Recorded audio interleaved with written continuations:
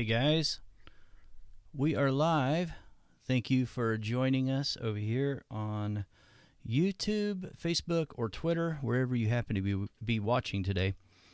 And welcome to the Shelter in Place CP drawing stream. So colored pencil drawing stream is what that stands for. And I realized what I had done this morning was I was messing around with some of the settings over in my YouTube stream to be able to start streaming over in my member circle for the Monthly Sharpener artists that are over there, my members over there. And I had inadvertently left one of the settings the way that it was when I was testing. So I apologize for that. So if you missed it this morning, that's the reason. Hey, Carol, how are you? Good to see you over here. All right. So at least I got that straightened out, apparently. Okay. I wanted to test this terracotta pencil here. Hey, Harry, how are you? This is a Prismacolor Verithin terracotta color.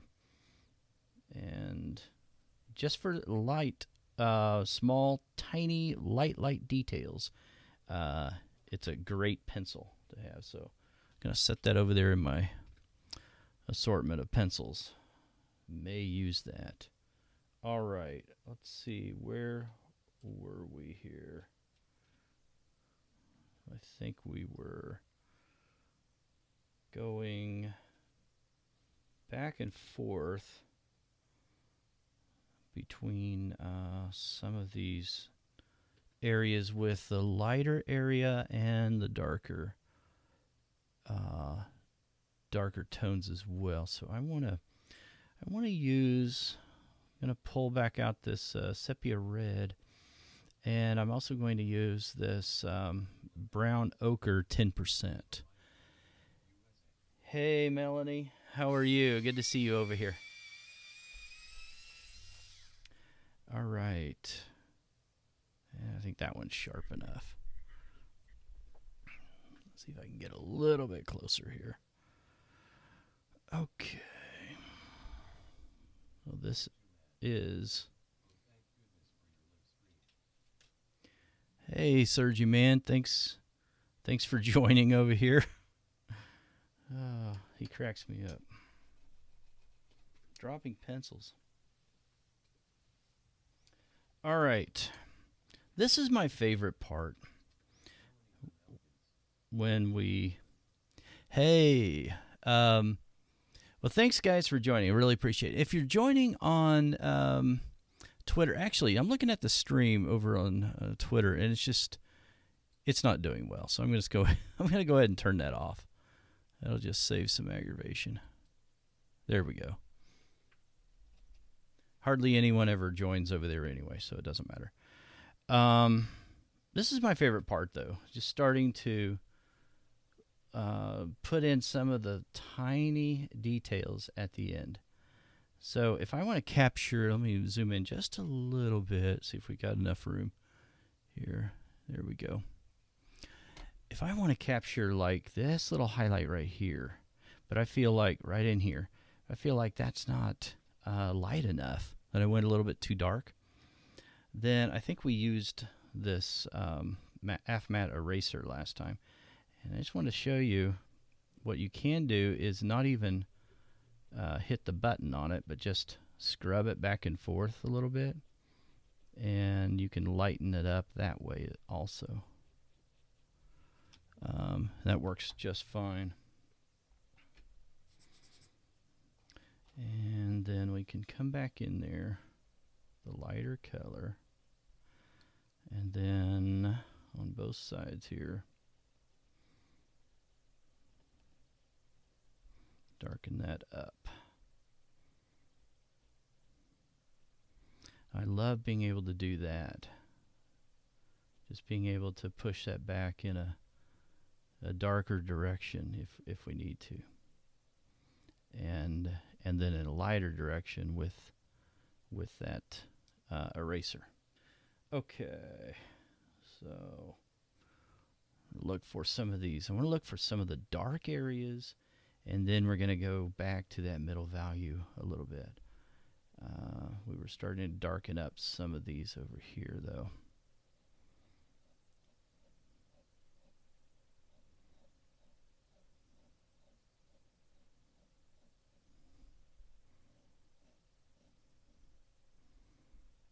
Let's see where this is.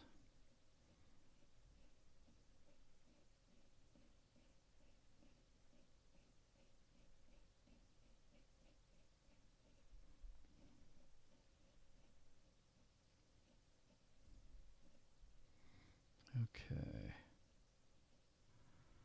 There are some strands right in there that are lighter, so I have to think about the shadows right here that I'm drawing in the shadows, the in-between areas. We should have actually drawn this bit of hair way up here, so we didn't hit that right. I wasn't as concerned apparently with proportions as much as I should have been if I was doing this for something serious and not just a study. So that would be something that we would want to really pay attention to. I just want to darken up these glasses just a little bit.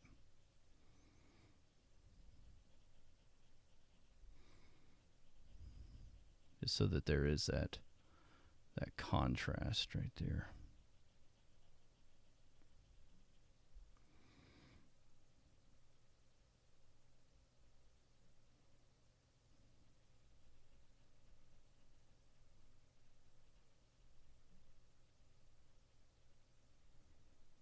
Okay. And let's see here. So this is pretty dark right here because there's going to be a little bit of a shadow, right? Right underneath the glasses right there.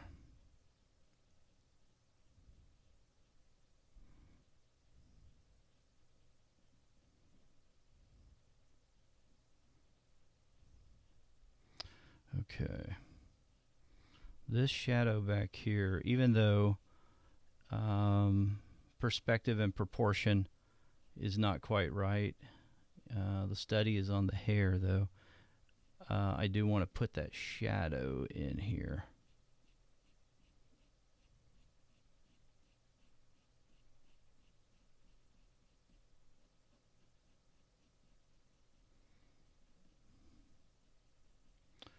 Okay. A little bit more of a shadow right in here.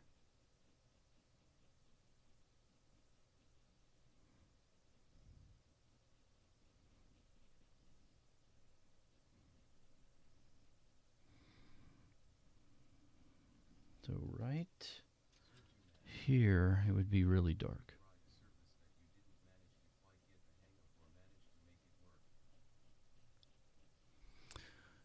Yes, many times. So Sergi Man is over on YouTube Live, and he's asking, have you ever tried a surface that you didn't manage to get quite the hang of or manage to make it work?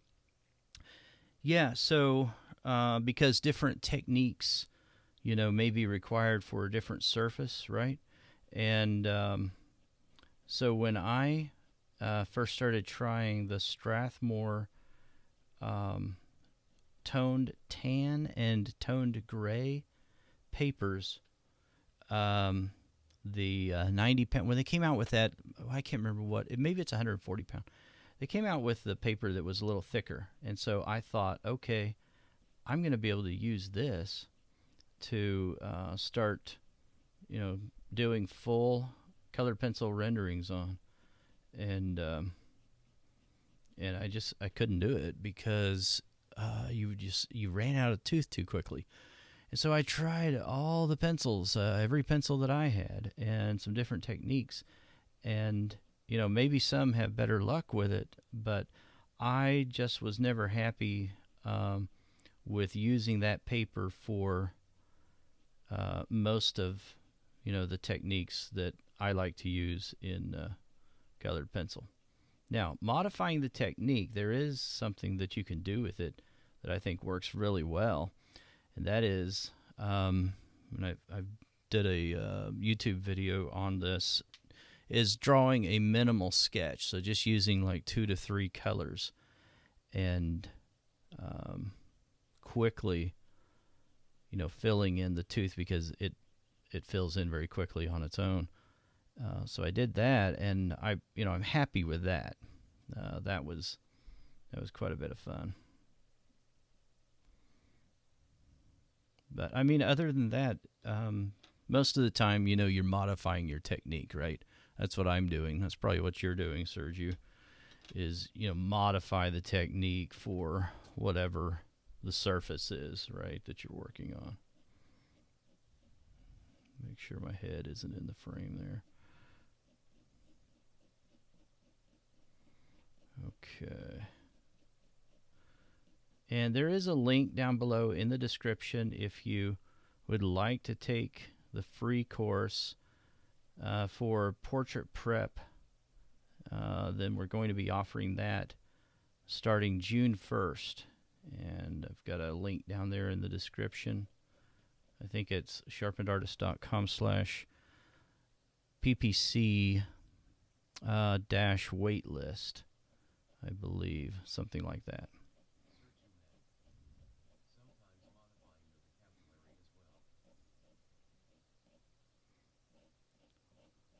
So Sergi Man says sometimes modifying the vocabulary as well. Yeah, I suppose if I get what you mean by that. Yeah. Okay.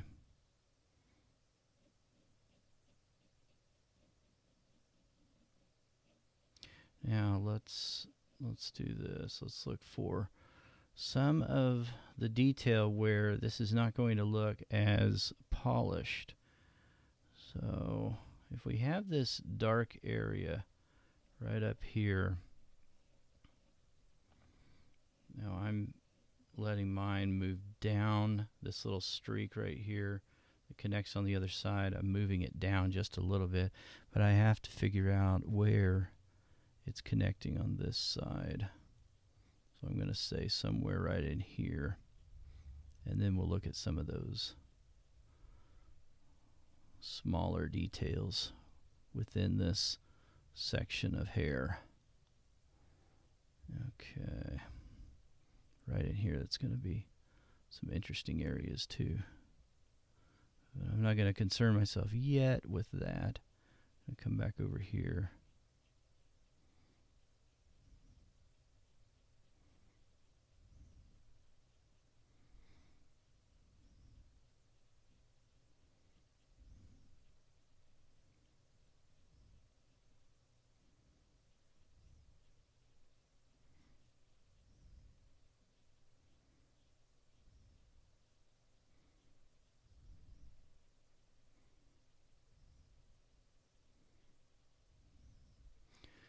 Okay, so then this area wraps around, and I want to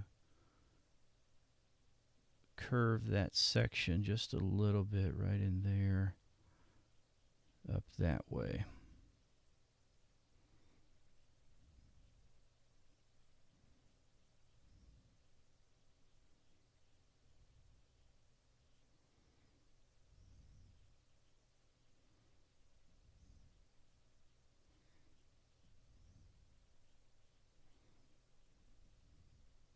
Sometimes it helps to, if we're thinking about where something ends, to make it darker, even if you don't see that, at least in the beginning when you're working in a section, And then you can always come back in there later and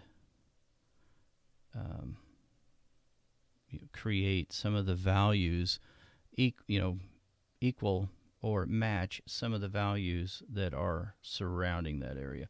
But at the beginning, it's kind of nice to at least create some curve and dimension in the form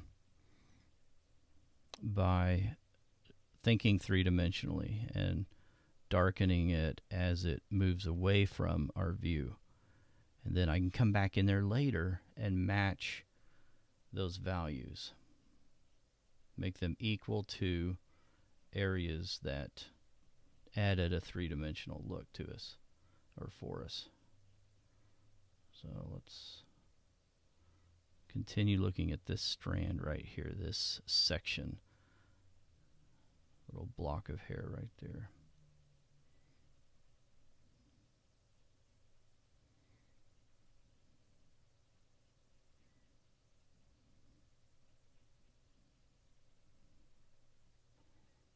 Okay. We gotta sharpen this pencil.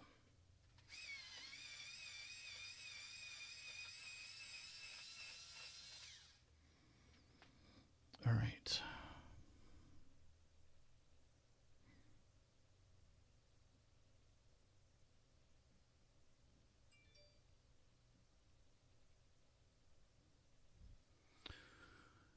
Make sure we're still connected. We've got thunderstorms over here today. Looks like we are. Okay. Right in here, this area gets really dark. Sometimes some of the areas in the hair, there's no other way to characterize them, but they're just boring.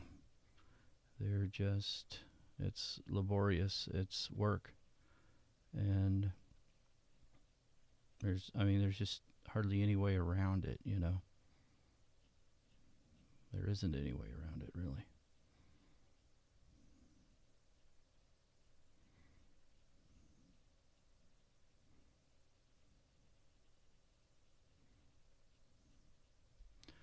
Okay, this curves over like that. This whole area is slightly darker.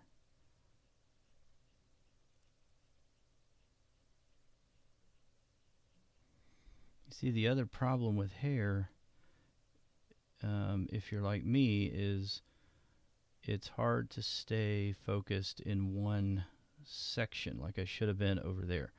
And all of a sudden, I'm way over here. It's not necessarily bad, but in the beginning, that can be overwhelming, especially if you're trying to follow along with what I'm doing. You don't always want to do that when you're just trying to figure out and learn hair. So I guess I'm trying to say I apologize for doing that, and I just let myself do it. So I'll get back over to where we were, and let's work on refining this area right in here. Okay, so this area comes down. It's all darker up there, except there are some strands that are not. Okay. Hey, Brenda, how are you? Thanks for joining us. Okay, let me move this out just a little bit. And if I go up in here, I said I was going to give her a better blonde dye job than what I see in the picture. Sure hope she's not watching. No, she won't care. But some of that, I do want to capture a little bit because I want it to kind of look like the photo, right? I'm doing well, thanks, Brenda.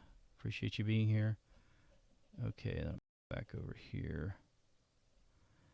And let's do this one. This one's already pretty light, and so is that. But we've got some other colors that are showing through right in there.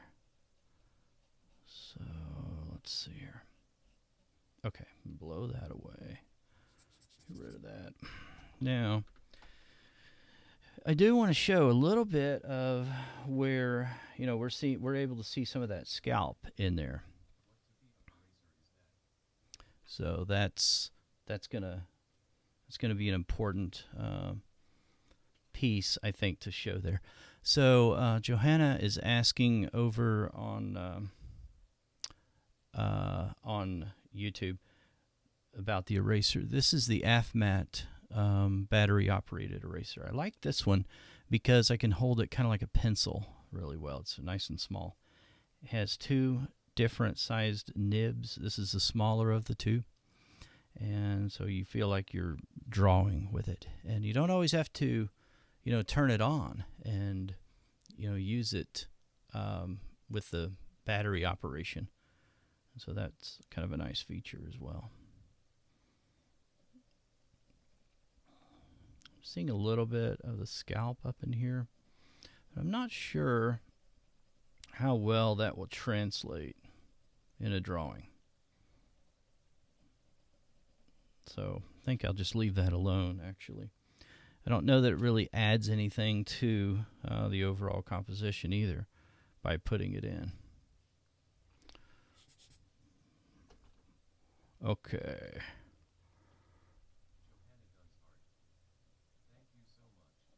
Yeah, you're welcome, Johanna. So let's do this. Move that out. And I want to use this lighter brown ochre 10% pencil. Make a clean separation in this strand right in here. And that does darken that just a little bit, which is okay. That's fine. And let's see. So it's okay for the moment. And I want to pull out some of these lighter areas here.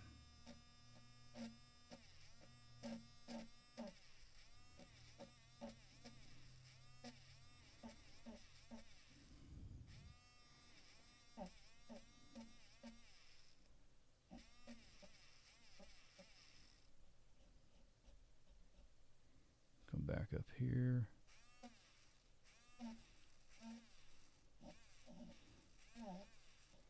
There we go. Okay. All right. Now, the other thing we can do is I can use my Tombow Mono eraser if I can find it. It's over here somewhere, I know. I'm going to put it under this paper. Here it is. Okay.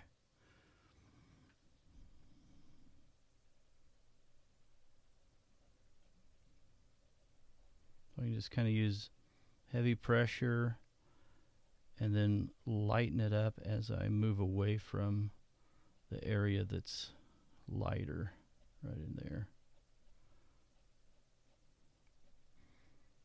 And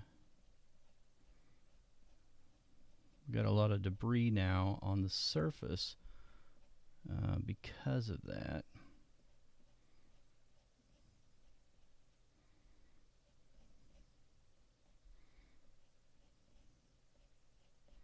Okay, and then we're going to start looking for some of those darker areas in there with our dark pencil in just a moment.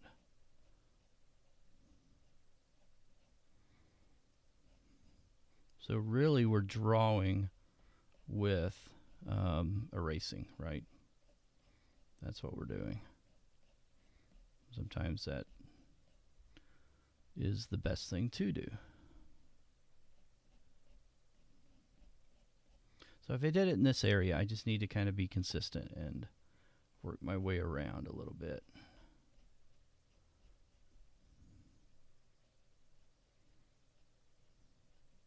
And remember, I'm never going to get this to be white, and that's not my goal either.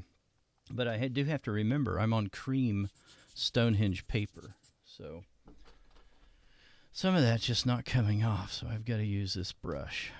There we go. Okay. Now I can come back in here with probably Naples for some of this.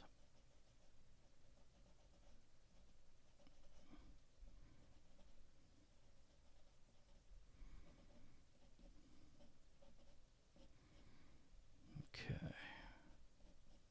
And now we'll use our darker pencils to darken those shadows up just a little bit.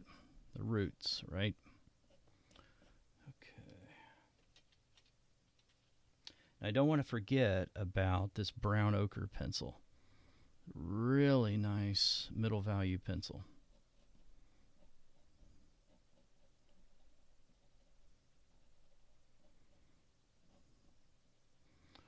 Okay.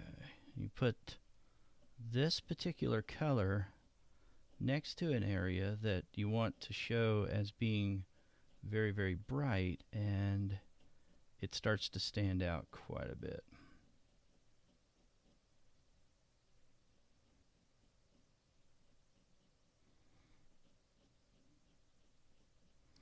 All right.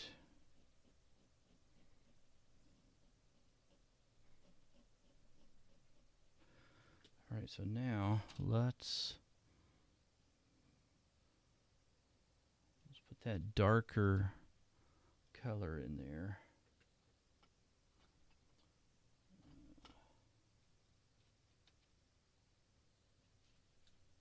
I think what I want to do is move back and forth between using this terracotta.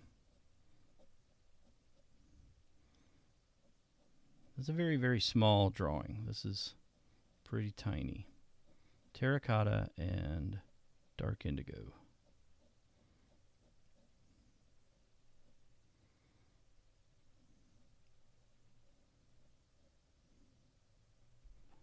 Okay. Need to sharpen that.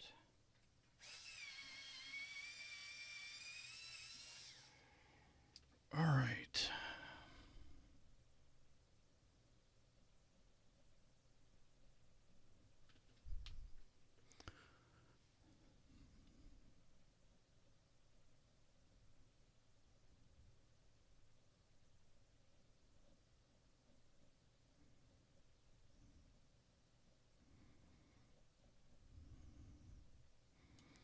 And we do have some hair over here that is, some individual strands or a few strands together that are not following this flow or this pattern of sweeping across the head.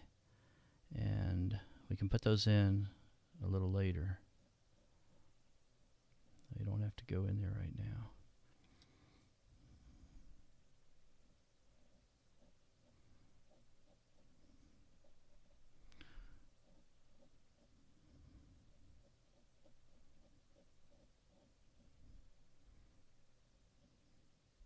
Okay, now this, though I do want to show some of this moving in a different direction, though. Over here. And this is what this particular pencil line can do for us using the Prismacolor Verithin. A very, very tiny hard lead. This is the hardest lead out of any pencil that I'm familiar with. Some will say once in a while that polychromos is as hard as the Verithin line, but that's not been my experience. I don't think they're quite as hard as the Verithin. Okay, and we can go ahead and grab some of these right in here while we're using this pencil, and then we'll come back to that area in a moment.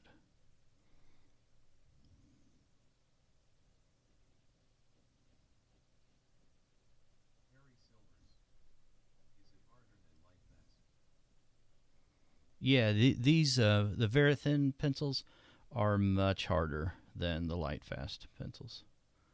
They're just a very, very hard lead. I don't know what other adjective to use. They're very, it's hard to break the lead on one of these. As a consequence, they don't always put anything down too much. In fact, you can use just about any pencil, and I care less about the color of the Verithin pencil when I'm using it than I do that I'm just grabbing some value that is either lighter or darker, because I can go on top of it and use a different pencil and change the color if I need to. I'm just looking for some of those irregular shadows that are happening.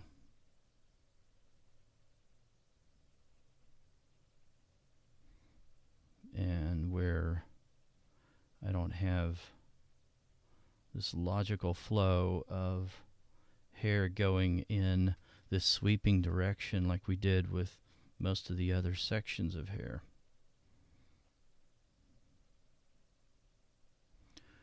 Okay, down here.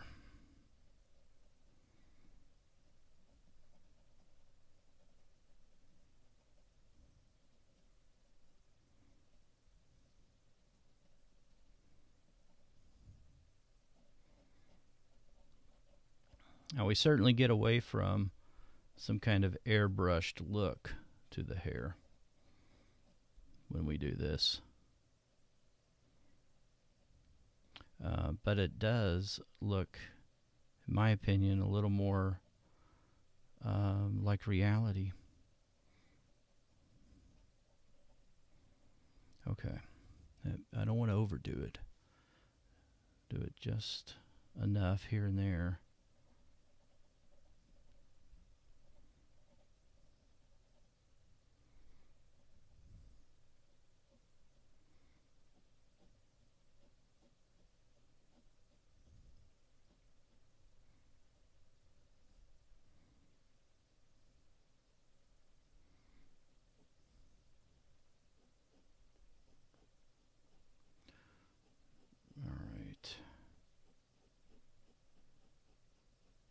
There's always more red, though, in blonde hair than I think at first I see, or what I actually allow for. And the more I progress through the piece, the more in blonde hair, that is, I start seeing more of the red. Okay, this is very light right here. So is this, and right in there. So I need to darken up everything around that.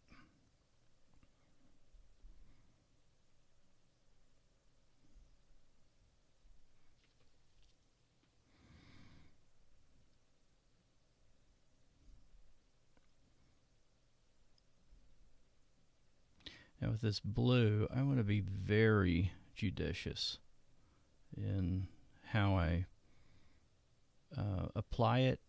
I want to pay attention to the stroke, and then how much I put down, obviously. I don't want to put too much.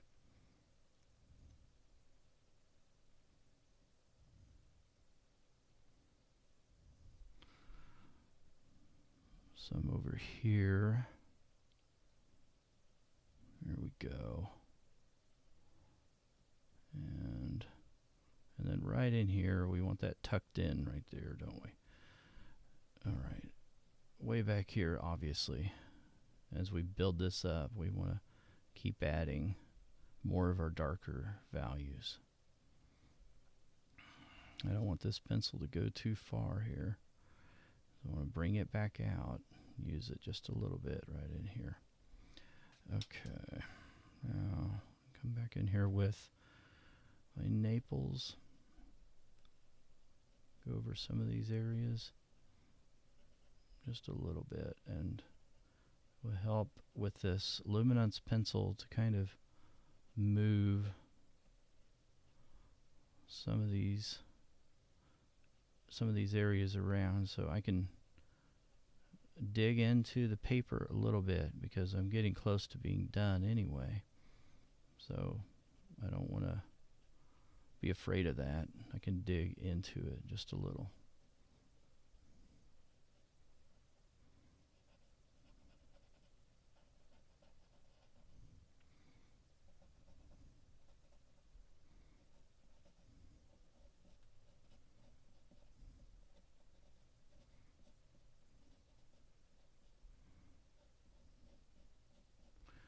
Okay. Now let's see what that's looking like. And we might want to go a little bit darker right over here.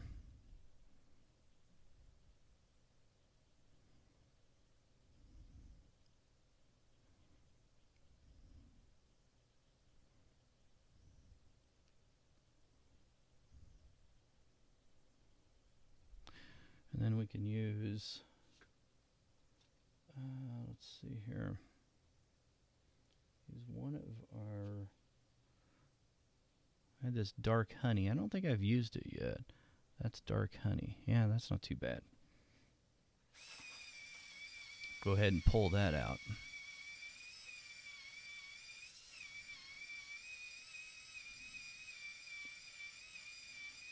Haven't really sharpened it yet. Haven't used it.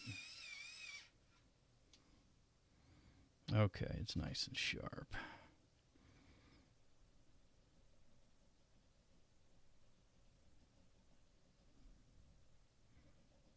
We're really in a middle value with this dark honey, but if we, I think, use it over some of the dark shadows, then it will sort of brush those areas or blend those together a little bit and give us some continuity there.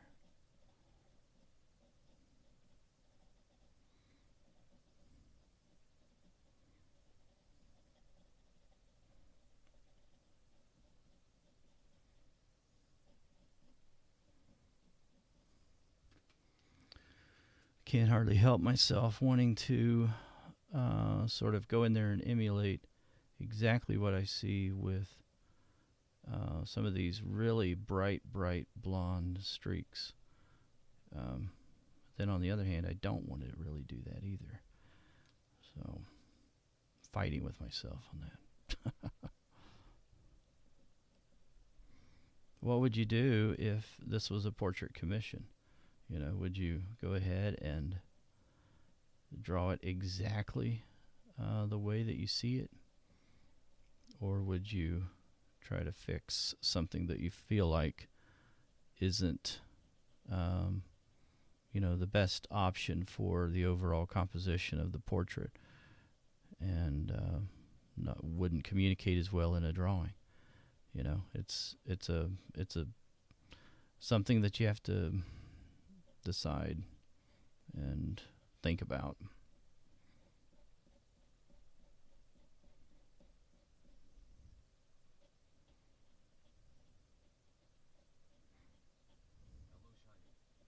There we go. Hey, Shiny, how are you? Good to see you over there on YouTube.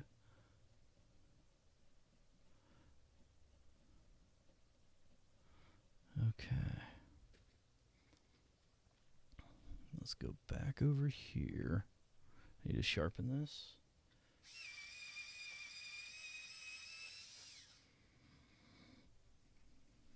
Give me a really sharp point then on this sepia red.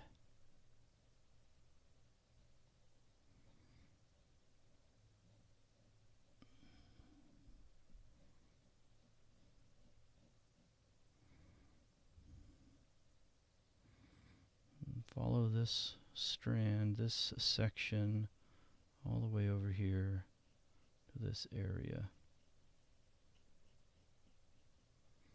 On the other side of the head.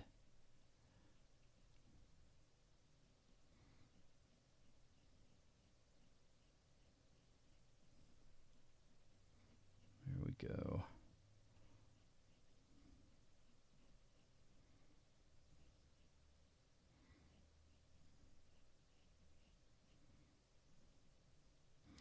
Okay. grab this oyster color.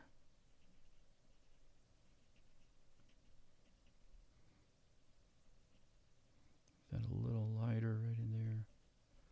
Maybe up in here. Just a little bit.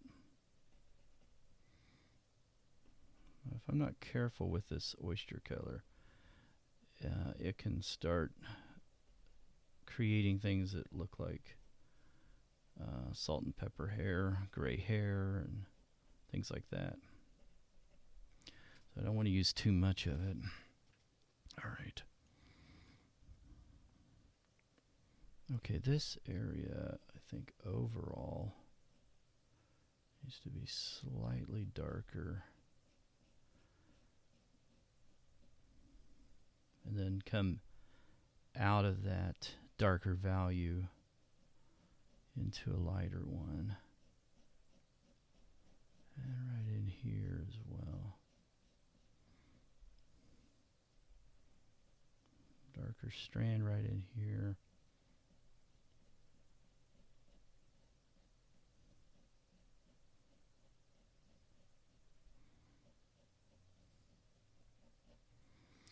Okay, let's see. This moves back this direction.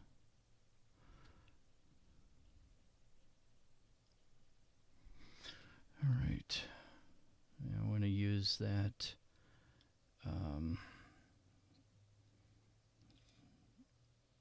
not the dark honey, the brown ochre. Yeah, that's it. Right in here. Right in here where that strand has a little bit of a shadow. Well, that's the way I'm interpreting it. I don't know exactly what that is. It could be. It looks like a shadow, though, for the most part to me.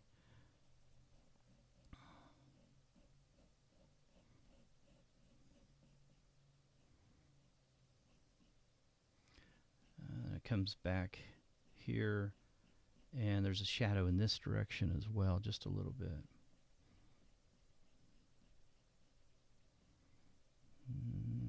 Do the same thing down here, and actually this little strand right in here that I'm trying to portray right here. First off, since I've got this in my hand, I want to go ahead and color most of this in with this brown ochre. Okay. Now that that's done, I want to look at that particular section right here. And I'm interpreting that as being a little lighter than everything else, right?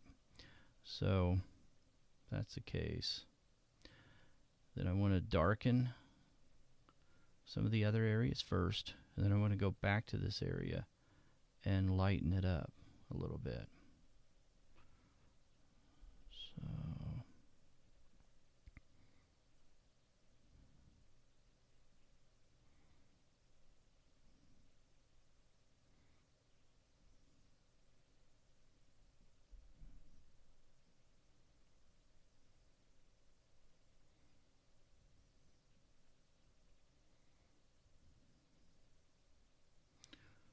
okay.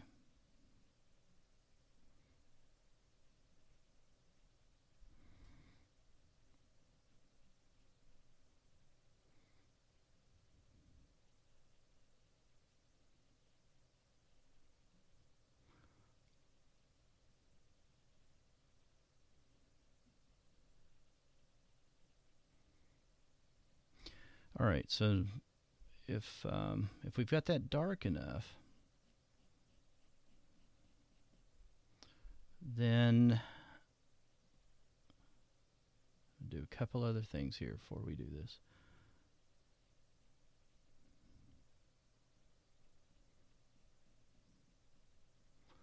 Okay, now we can come back to that section and remove some of those top layers. This should have been one of the areas, and I hope it was, that we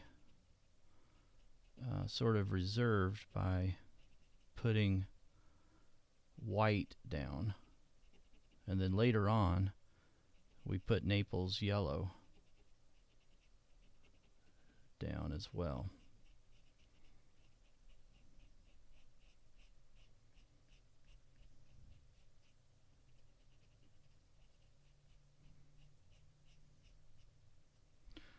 Okay, this area comes up here. It's nearly the same value right up in here as it is down lower, and right in there as well. I'm pressing pretty hard at this point. Okay, so let's see if we can see that a little bit better. Okay, and so not perfect, and so we want to come back in there and work on that just a little bit.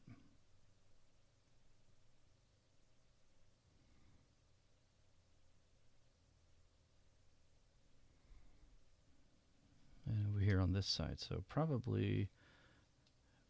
that's probably a little bit too dark.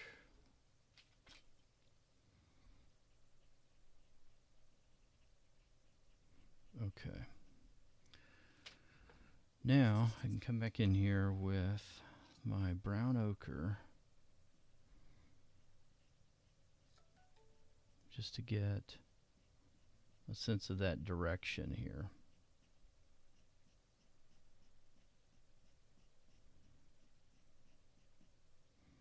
All right, that's better than what it was. Okay, probably right here. If I was being real picky, I could put in that little area right in there. And it's hard to get that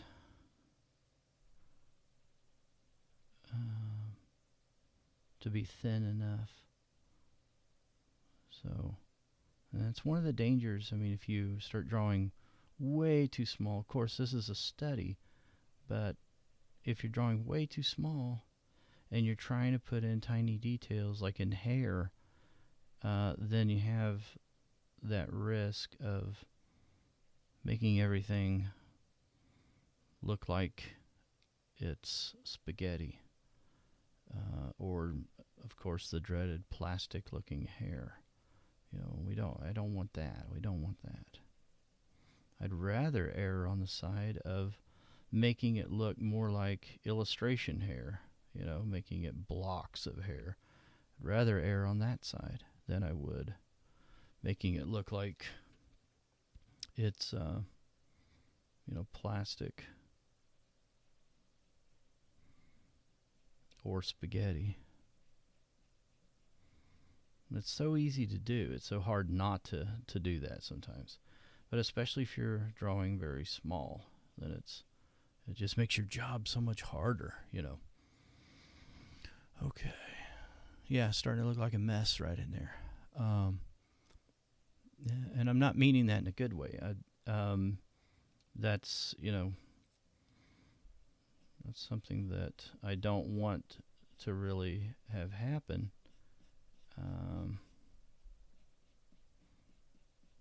And so then if I get sick of this area, which I often do in drawing hair, then I'll move along and I won't sit there and just obsess over it. I'll come back to it later. I'll forget about it for right now and then readdress it later on.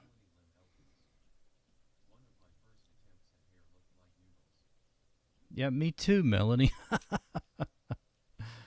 That's exactly what happens, right? Melanie saying, for those of you on YouTube, she's over on Facebook, she said one of her first attempts at hair, it looked like noodles. And yeah, I had the same problem. I was like, okay, spaghetti.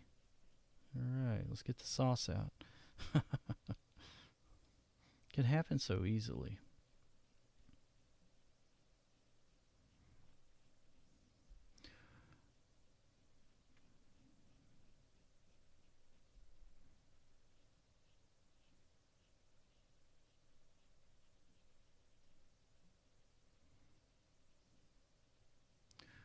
Okay.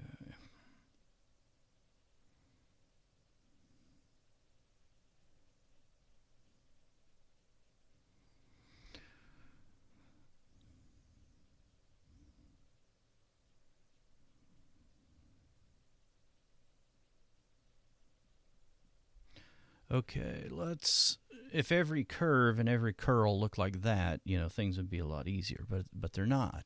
And that's, just not reality. That's what I'm calling an illustration when you make something just look too perfect, right? Well, we don't want that either. So there is this balance between all of those things. Sometimes it's hard to find that, though.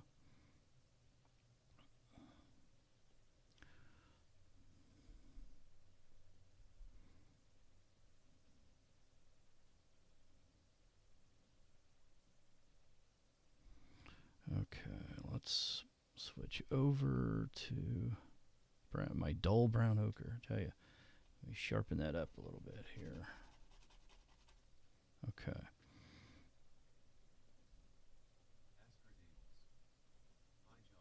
There we go.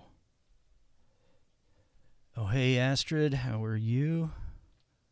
Astrid's over on Facebook Live. Thanks for joining us.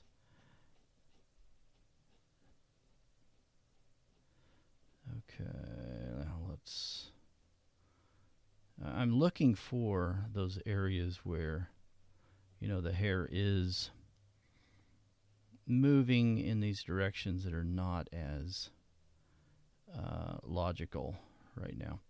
And don't stay within the flow of whatever section that we're working in. Because that happens. That's what we see in real hair. That's what we see in this reference, I think. That's what I see. Okay, I want to darken that. This area right here is where I am. So now I don't know exactly where it's going to translate over here, but I'm going to put it right here. It doesn't really matter, like I think we talked about last week. Her hair isn't going to look the same every day. It's one of the freedoms in doing hair. It's also one of the drawbacks too, because we want. See, I grabbed the wrong pencil. That was dark honey. I do not like that. That just made a big old orange-looking stain on there, and I don't want that. Okay, so let's take that off there. I started talking and not paying attention to the pencil that I had, and that's what happens. But that is, I don't want some kind of neon color up there, do I? No. All right. It's a little bit better. I'm going to have to redraw that. So take that off. Okay. Remove. And try again. I need to remember that I've got Pan Pastel in the background.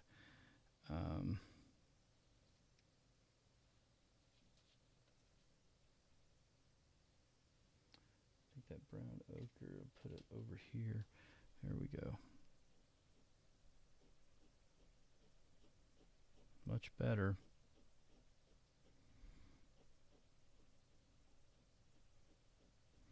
Okay, and then we're going to darken that up just a little bit. And if I look at that, I interpret a lot of red in that area. Now it's still being influenced by some of that dark honey that I had in my hand.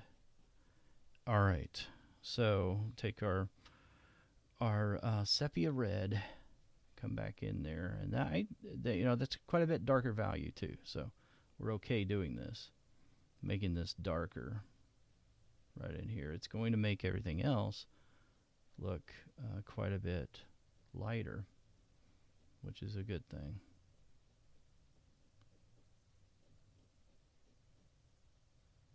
I need that to go right in between there. I don't want two big old huge lines to create some kind of chasm right there. Okay, there we go. I cannot believe it's been an hour. I'm just now looking at the clock. It feels like we just sat down. We just started. We're gonna go a little bit longer then. Okay. Now there's some darker areas back here. Okay, I'm gonna come back up here though. And this right here, this may not look like much, but this this area, that area, and this area, I mean, this is real hair. These areas right in here, I want to depict some of that. Otherwise, I've got something that just looks airbrushed and not real, right?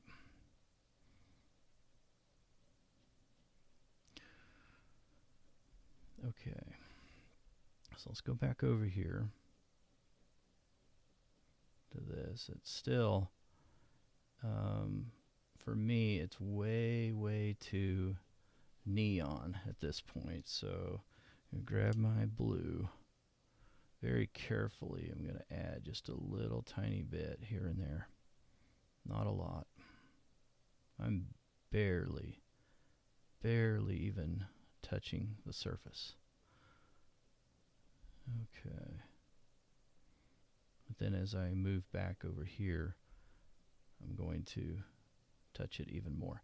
So somebody asked me, well, isn't that going to start making blonde hair look green a little bit if you're using blue? And the answer is yes. But that's if you stop and look at blonde hair, and you force yourself. Sometimes it's not that hard to force yourself. You'll see green. You see a little bit of green. I do, and so that's not necessarily a bad thing either.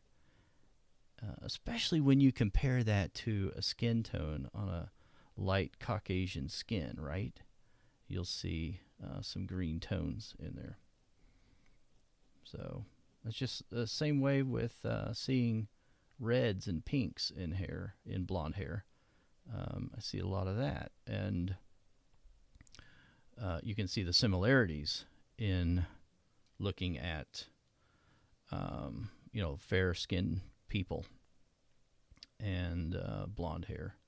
You'll see a lot of similarities in the color. Okay, so let's go back up here.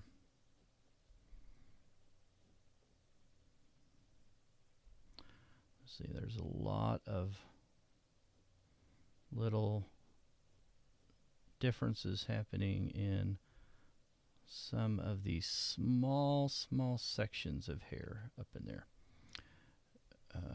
Let's go back over here. And it doesn't really matter where this little thing is, but I'm just going to put it somewhere.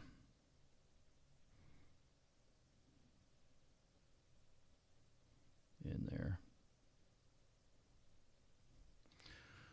Okay. Now, let's do this. Let's use this brown ochre 10%. Follow some of these just a little bit.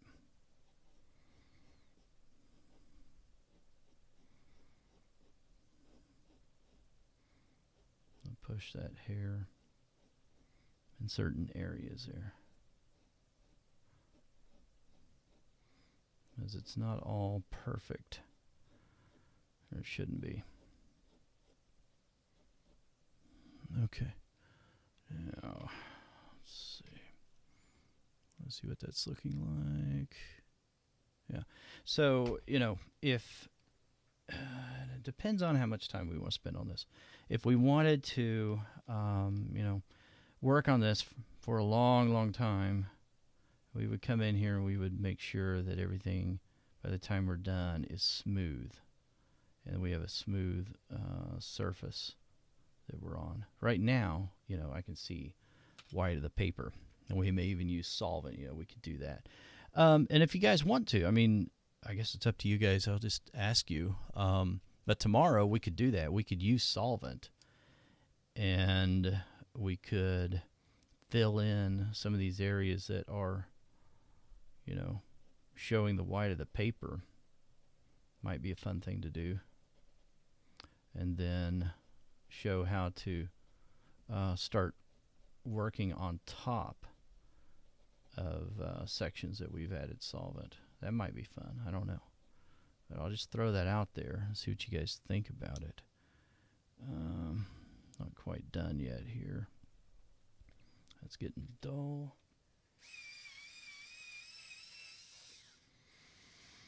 Okay, let's see. So I want to take this and add a little more context to some of these shadows. Right in there. Okay, Carol. Carol said that would be useful. Thanks for the feedback there. So we might just go ahead and do that.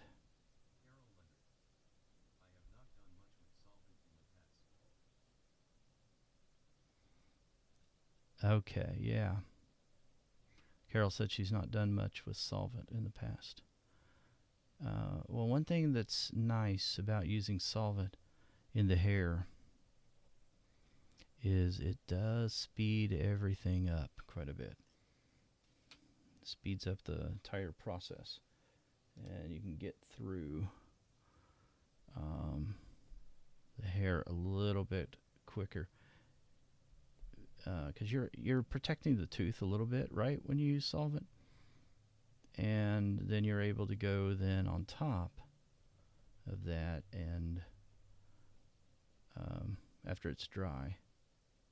And so probably what we'll do is we'll start out tomorrow using solvent.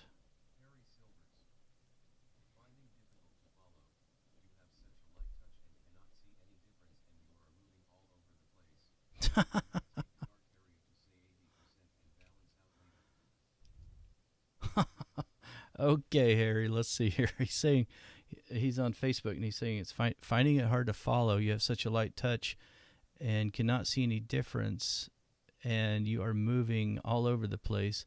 Do you not take a dark area to say 80% and balance outlet? No, I don't always do that. I could see how that might be helpful, though, but I apologize if this is hard to follow. Yeah, I don't do that, because what I try to do is move around more, and I'll tell you the reasoning behind that. Is because if you hyper focus in one area and bring it to 80% or whatever, or 90 or 100% as some do, then my brain doesn't think like that, first off. But the reason I don't like that is because I may forget that whole layering process once I move over to some other area. And that would be disastrous, because if I forgot how I created that, I suppose I could just write it down. To me, that just spells out boring and formulaic, and I don't like doing that. So I apologize if that's hard to follow, and I get it, but my brain just doesn't work like that. I like to move all the way around to try to use one or two or three pencils, a lot of times just one, and then build up that area, and then come back everywhere and build up the area. But I understand if that's hard to follow. And the hair especially, that's kind of it's kind of a difficult thing, I think, sometimes.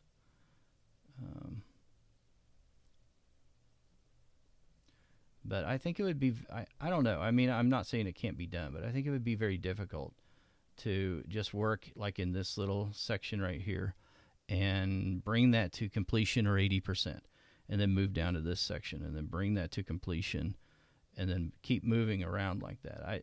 I don't know. To me, that would be difficult for me. I'll put it that way.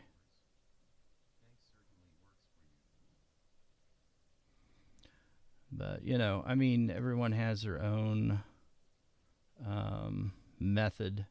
So if I don't know, Harry, if you work that way, if that's something that makes more sense to you, that's great. It's just that just has never worked for me, and it doesn't even appeal to me at all. Um, so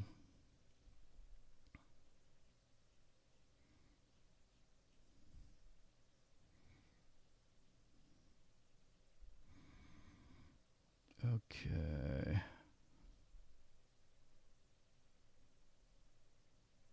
but I do like your idea of putting the reference photo in the box down there on the lower right.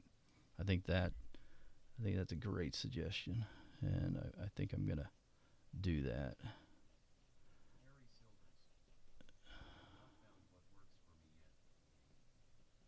Well, so Harry, you're saying you've not found what works for you yet. So try. I mean, try both ways. It might work better for you to do it in small sections. I'm not saying that it doesn't work. It might work for you really well. It works for a lot of artists, obviously, because there's a lot of artists that work that way. So it's just not something that I was ever able to do. Now, let's be real honest. I never really gave it a fair shot too much. I did it just trying a little bit here and there, and it just, to me, it's just so difficult to do. But it does work for some.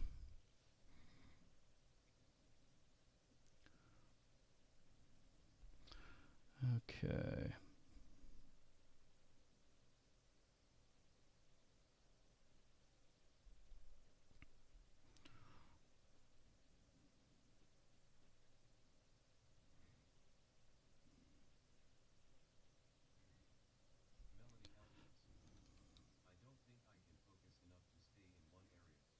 Yeah. Yeah, Melanie's saying she doesn't think she can focus enough to stay in one area. I don't think I can either. And I guess that's part of it is, just staying. For one thing, I get really incredibly bored with the hair. And maybe even a little antsy, I don't know. Um, and so, I don't know. I think some have more patience than I do.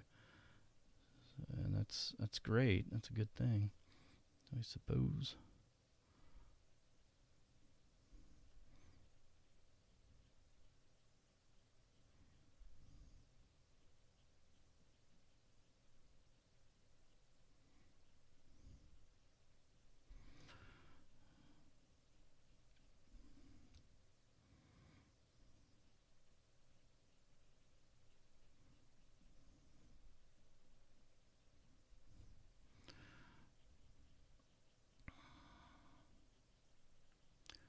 Okay, let's see here.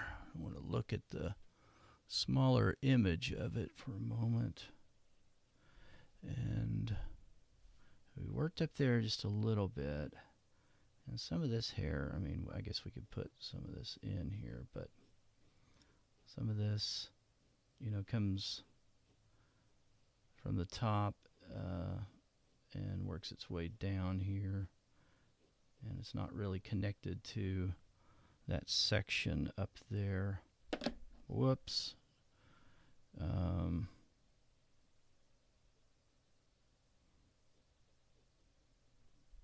That's actually getting a little bit too dark, I think.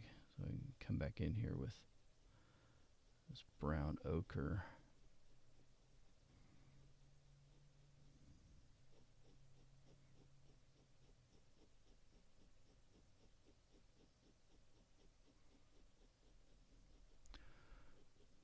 The direction of the stroke when you're working on something like hair matters a lot. And if I came in here and I didn't pay attention to the direction of the stroke, I have a hard time making it look convincing and like it's actually, hair that's doing something. Um,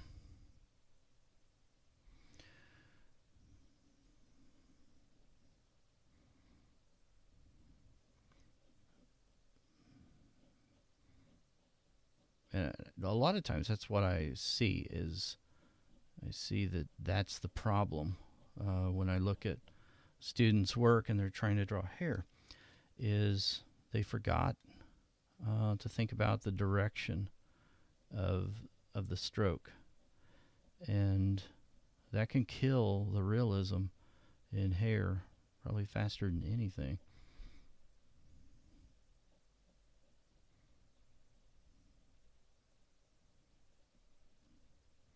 I guess I'm going to go ahead and color some of those roots really, really dark like we see in the reference.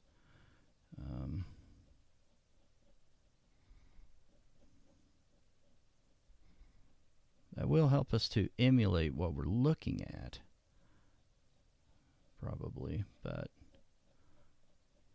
I thought I was going to try to improve that hairstyle, but the more I look at it, the more it kind of bothers me that it looks so different than the reference.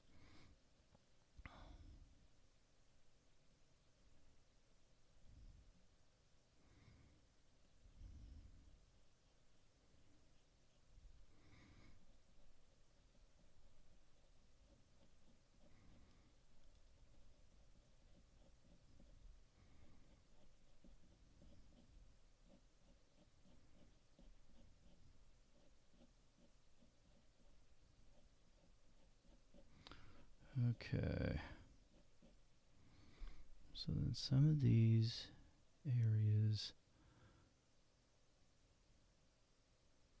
Now see, for some of this, I mean, we could look at like some of these hairs that are going against the grain of this section of hair, and just put that in there, and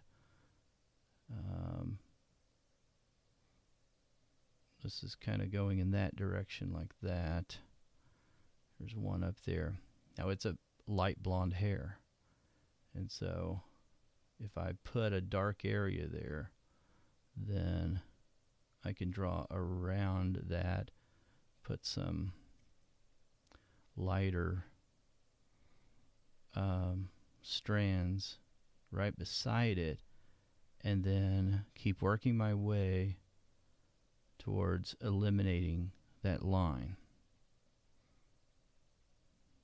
Now that's not something that I usually would do at this stage, but I think it's a good way to wrap it up today. So let me put a little more shadows in there on either side.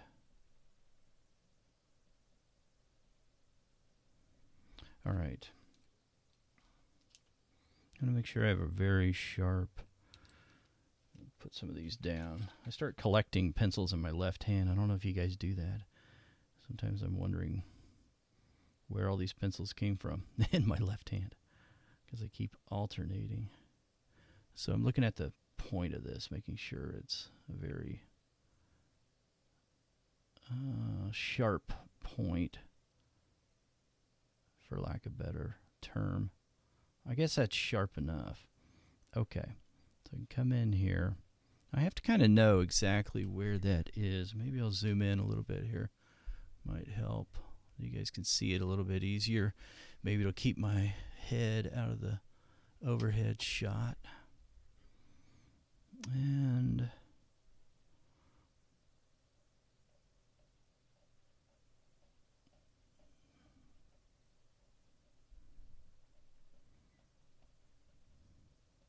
push that in here. Forgot which direction I went there. I think something like that. Okay.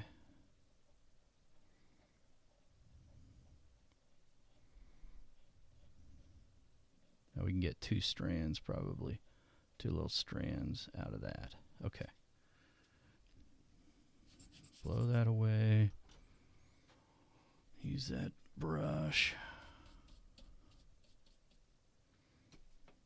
Okay, now come back in there with probably my Naples. And I want to make sure that's sharp. Needs to be a little sharper than what it is. Just use my sandpaper a little bit. Sharpen that up.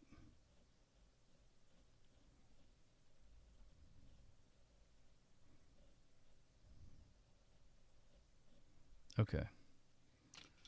Now I can. It was a little bit too dark right there. Maybe even still. There we go. Okay, so now on that other side, you can take this, because I don't want that to look like a big old strand of spaghetti, right?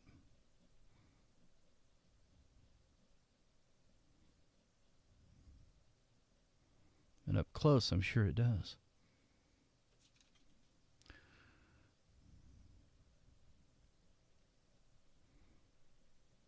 I'm going to lightly put this on. Okay. And on this other side, move my hand back out just a little bit. There we go.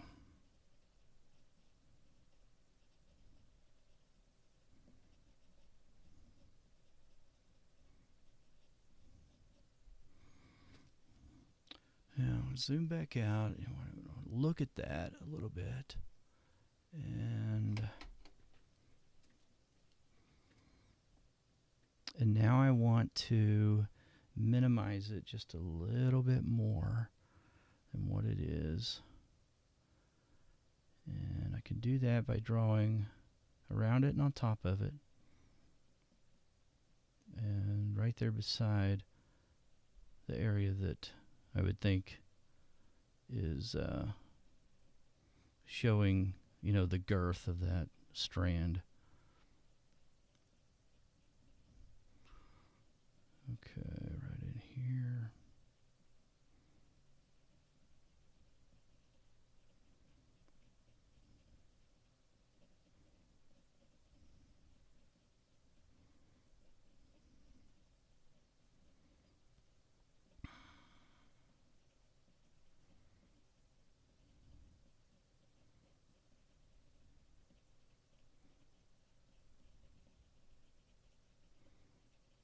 Okay, so as we start adding solvent, we could add solvent down in here even to minimize how thick, that may appear right now. And that would be something that would help improve the realism of that strand as well. All right. Yeah, we don't want too many of those because it can start to look a little weird.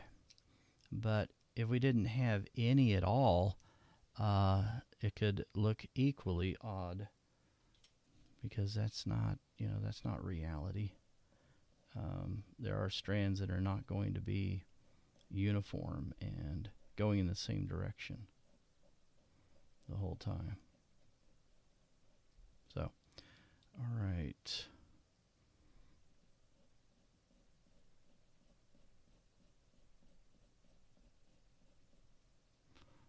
Just a little bit more right in here. And then we're probably going to call it an evening.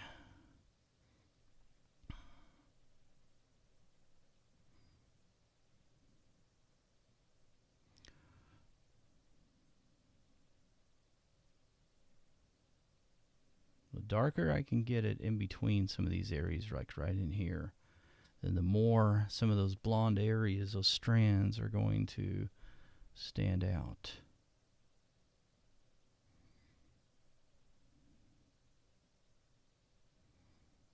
Now, what we're going to do with the solvent is we're going to darken those areas right up here that are already dark, and the solvent will help push some of the pigment into the white of the paper. That's what our goal is going to be with that.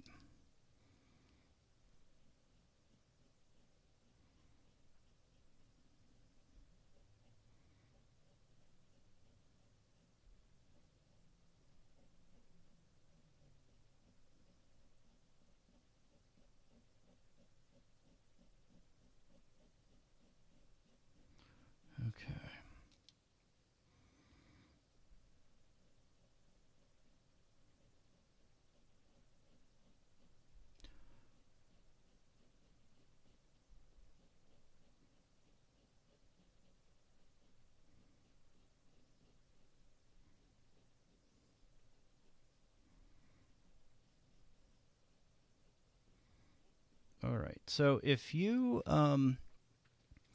interested in the free Portrait Prep drawing course, we launched that course. I don't remember the date or the year. I think I could go back and look, I suppose. But I think it might have been 2017. I'm not real sure. Anyway, if you'd like to be a part of that, we're going to be opening that one back up again, and it should be a lot of fun. It's interactive, and there are assignments in there that you'll be encouraged to do. So there's a link down below if you would like to sign up for that. And it starts on June 1st. So there's assignments to go through. It's something that will help train your mind and your eye to be able to, well, for one, do self-critiques, to be able to start looking at your own work and figuring out, what may be off. So when you look at, the eyes or the chin or whatever, you'll be able to tell if something is not proportionally accurate. And we're starting out with building everything around, we're looking at geometric shapes, and so we're just building out everything around geometric shapes, and everything within the features of a face and of a portrait can fit within geometric shapes. And so it's a good skill to acquire, but you're actually training your mind on how to see that stuff when you work in that way. And I think you might be surprised at how well you can actually see things once you start going through the exercises. Okay. This really, I really would use Solvent, and we're going to do that. We'll do that tomorrow night.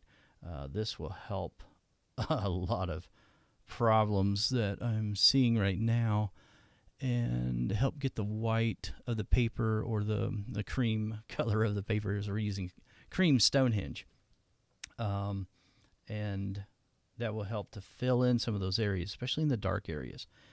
And I think it'll add another element in there that would be, it'll make it a little easier then to create some of these contours that we're looking for here. So, all right. Thanks, guys, for joining. Really appreciate it. Had a lot of fun.